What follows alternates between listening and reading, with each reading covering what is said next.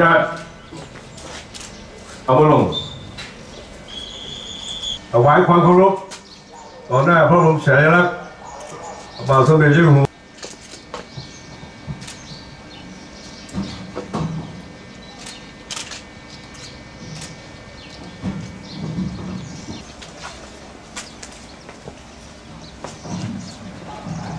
ดีด้วยหัวใจ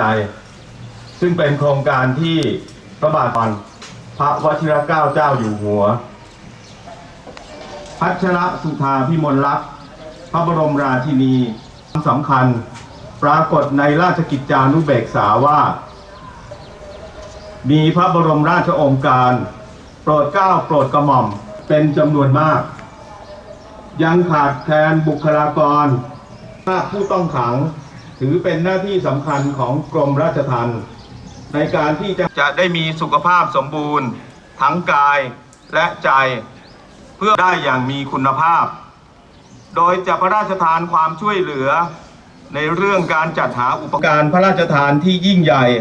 และสำคัญยิ่งของกรมราชทัณฑ์การ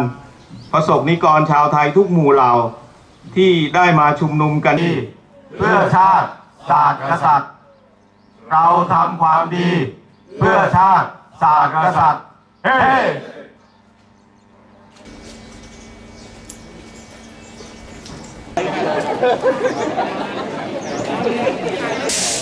นะครับเวลาโซนสี่ไปด้านหลังเราไปขึ้นรถของเรามีเจ้าหน้าที่นำผู้พี่น้องผู้ต้องขังไปร่วมนะครับ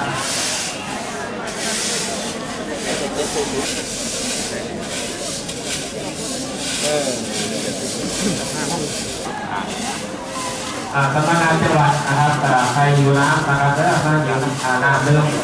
เย็น2-3 อย่างอย่าไปท้ายซ้ำ